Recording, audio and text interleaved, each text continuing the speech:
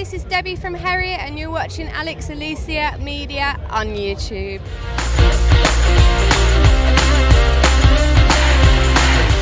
Backstage at 2000trees Festival 2025. Joining me right now is the incredible Debbie of HERIOT.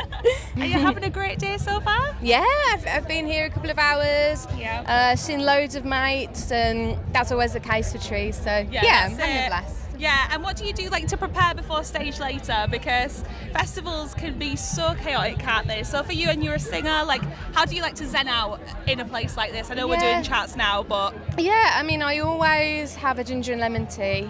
I get very worried if I can't have that. Essential. Warm up, obviously, and I just make sure that I'm hydrated. I've got a big gym size bottle with me today to just try and keep that up. What do you love so much about this place in particular as well? Because it's when I look around, it's such a wholesome event, and it's so lovely and like really small and close knit, but also feels big, but really like family, you know. So how do you feel when you come to a place like Trees? You know, what do you love about it? I mean, like we've come to this festival as friends for years, you know, long before we were playing it or anything like that. And as you walk around, you know, it's a really nice feeling to have that you can't walk more than like 5 minutes without bumping into somebody that you know. Sure. And it's not too big that it's overwhelming. It's a really nice sized festival. The bands are amazing. I've never had a bad time at Trees at all. No, that's good to know as well, because like everybody that I talk to says the same, and that it is really wholesome. So that's great, you know, and to play it is great too. Yeah. But obviously, you know, you've got your most recent album that we'll be hearing, and I want to ask you about like new tunes, because I know you're going on tour later, which I will talk about. But like, is there anything new kind of in the works at the moment? Are you kind of in the band camp thinking, right, where do we go next? Because that last album was so cool. Oh, thank you. Yeah, for sure. I mean, we're always thinking about writing. We've always got ideas on the go and things like that. But yeah, we're definitely looking at what our new music will sound like. No, honestly, like I love to hear it, because like writing albums as well, like as a songwriter, how do you like to approach that? Because, you know, are you someone that does it from like your head, from your heart? You know, is it a scary or cathartic process for you? You know, what is it like to be a songwriter? I think anybody will have this similar feeling. It's the best and the worst thing in the world. Of course. You know, it's amazing to get to the point when you finally finish the song and it sounds how you envisioned it in your mind or whatever. I think the process to get there can sometimes be grueling, and it was grueling with the album, if I'm honest. But the payoff, just, you know, that's what being in a band and writing music is all about. So it's a testing process, I guess. Sure. No, but of course, and any kind of creative like project isn't it? You know, but I think that's why, you know, music is so important for not only the artist but then for the listener, because it's something to relate to and lose yourself in escapism, all that kind of stuff. But you are really doing such great things for the heavy scene right now, really, honestly.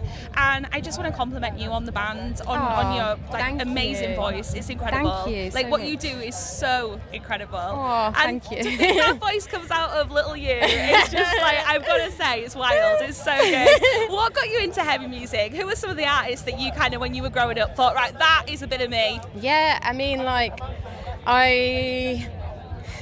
so many bands throughout the years. I was into maybe blues first. I really liked Joe Bonamassa. I love him. I saw him recently in Nottingham with my dad. Cool. I took my dad. Yeah, I went to see him with my dad as well, and in like the Wolfram Hall in I don't know how many years ago.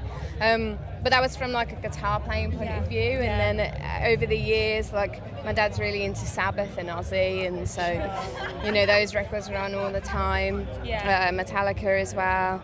And then I found my own bands like Cancer Bats and Lamb of God and The Chariot, and kind of it was great because it sort of opened a new door of enjoying music. And I think metal's so amazing, and like you can never get to the bottom of like, you know, what metal is. It's always changing, and there's always a new subgenre, or you know, you just can't go deep enough into metal because there's always something new, which is definitely what I've found over the years. It's like, you know, I just think it's so amazing that the surface level, there's so much more than just like, hey, you're a metal band, this is what metal is. It's so much deeper than that, which is what keeps me so excited about metal and music. For sure. Oh, that's great. And obviously, you know, talking about like the bands that did influence you, you are going out on the road with Trivium a little later, and I know that HERIOT have already credited them as being a band that you've looked up to, so that must have been so cool to get the call like, oh, we're going to go and support you, but also in the US, like, oh my gosh, alongside Ginger as well. Tell me all about this. How did it come about? How did you react? You know, what's the vibes? Like, I was out with my cousin. I was in the pub. Of course. And then the message came through, and I don't know. I think if I wasn't out with my cousin, I probably wouldn't have been like, oh my God, guys, you know, like. But we sat down, and I was like, Mom, oh my God, I've just had this text, and she was like, oh my God. So then I felt a bit like I could be more like, oh my God, you know, like. But yeah, I mean, what a dream, man! Like, so cool.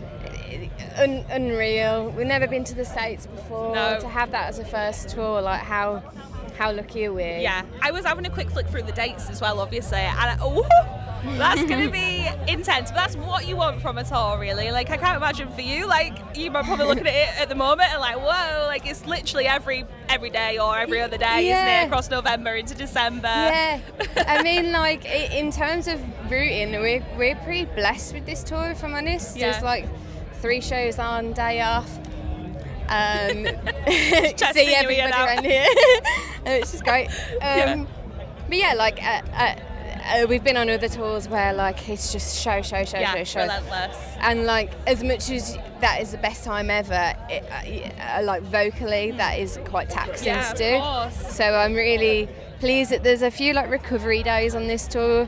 It makes it less daunting for sure. Yeah. So for you then, right, you're obviously, you know what you're doing. You've been doing this for a long time now. You know, you've been on many awesome tours, headline shows as well. You've been selling out the places that you've been playing as well, which is great. So congratulations on that. Thank you. We're at Trees again. It's just like such a great time for your band right now. And I just wonder, what does HERIOT mean to you? If you could sum up like the feelings about your own band, like what would you say?